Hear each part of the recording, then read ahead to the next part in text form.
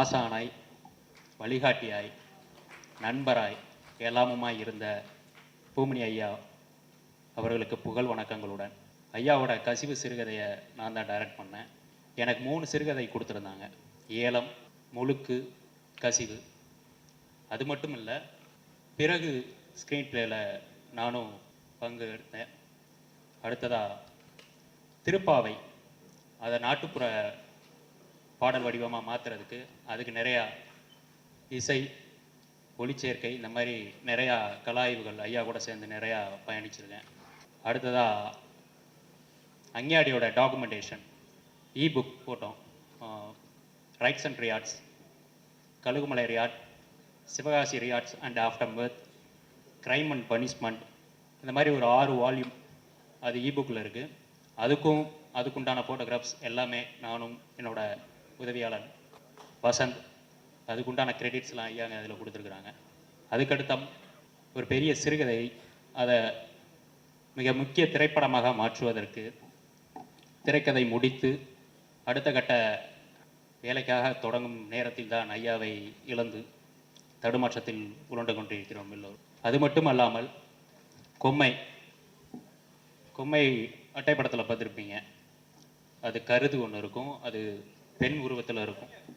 மகாபாரதத்தை வட்டார மொழி வழக்கில் எழுதியிருப்பாங்க. மகாபாரதத்தில் பெண்களோட நிலை வந்து அந்த பாடுகள் கசக்கி பிழிஞ்சு கடைசியாக அந்த உமி இருக்கு இல்லையா, அதுதான் அந்த நிலை அப்படின்னு சொல்லி உருவப்படுத்தியிருப்பாங்க. அடுத்து ஐயா எழுதி முற்று பெறாமல் அவரோட கடைசி ஆசையான அதற்கு பூங்கொம்மை என்று தலைப்பு வைத்திருந்தார். அதற்கு அந்த கருதோட பூ சேர்ந்து எனக்கு ஒரு ஃபோட்டோ எடுத்து கொடுங்க வரதன் அப்படின்னு சொல்லியிருந்தாங்க.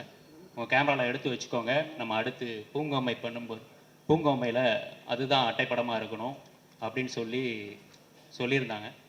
அதை எடுத்து வச்சும் இப்போது எந்த பயணமும் இல்லாமல் இருக்குது. ஐயா அங்கேருந்து சென்னையில் இறந்து இங்கேருந்து கோயில்பட்டி கொண்டு போனோன்னே அன்றைக்கி மதியம் நாங்கள் குளிப்பாட்டும் போது ஐயாவோட முதல் சிறுகதை அறுப்பு, அதில் ஒரு அறுப்பு தோழர் உதயசங்கர் தோழர் சொன்னாங்க இல்லையா, அறுப்பு தொடங்கி விட்டது அப்படின்னு. அதுவும் 16ஆம் நடக்கிற ஒரு காரியத்தையும் இணைச்சி அறுப்பு சிறுகதையில் எழுதியிருப்பாங்க. அப்போ நான் ஐயாவை குளிப்பாட்டின்னு நான், தருமரையா, நைனர் ஐயா, ப்ரொஃபஸர் திருநெல்வேலி 3 பேர் தான் குளிப்பாட்டுறோம். நான், நிர்மல் எல்லாருமே. ஐயா அப்போ பேசுகிறத, அந்த நாடி கட்டி பேசுகிறதெல்லாம் எங்ககிட்ட பேசுகிற மாதிரி நான் உட்காந்து குளிப்பாட்டும் போது எனக்குள்ளே அது கனெக்ட் ஆகிட்டே இருந்துச்சு. எல்லாம் முடிஞ்சு ஐயாவை அன்னைக்கு அடக்கம் பண்ண கொண்டு போகும்போது அரசு மரியாதையோட எல்லாம் முடியும் போது ஒரு அஞ்ஞாடி புத்தகமும் நானும் என் நண்பர்களும் பாப்பா அவ்வளவு பேனாக்களையும் வைத்து முற்றுப்பெறாத பூங்கொம்மையை உங்களுடனே வைத்துக் கொள்ளுங்கள் ஐயா அப்படின்னு சொல்லி மிக கனத்த இதயத்துடன் அடக்கம் செய்துவிட்டு வீட்டுக்கு வந்து படுத்தேன். 2 நாளாக அழாமல் இருந்தவன் அன்று இரவு முழுக்க நான் அழுது கொண்டே இருந்தேன். திரைக்கதையாக முடித்து வைத்திருக்கிறோம், அதையாவது எடுத்து பண்ணோம் அப்படின்னு சொல்லி பசங்களும் எல்லாரும் இன்னும் எனக்கு இது சொல்லிட்டு தான் இருக்காங்க. ஆனால் ஐயாவை இழந்த தாயை இழந்த குழந்தை போல எங்களுக்கு கவிக்கோடு காணொலி தான் நானும் ஐயா எல்லாம் ஆரம்பித்தது. அதுக்கு ஒரு லோகோ லட்சணை பண்ண சொல்லியிருந்தாங்க. ஒரு தாய்ப்பறவை, அதுக்கு அழகு வந்து நிப்பு தான் இருக்கணும். எப்போவுமே இந்த ஐயா எழுதும்போது நிறைய நிப்பை ஒடிச்சு போட்டுருவாங்க.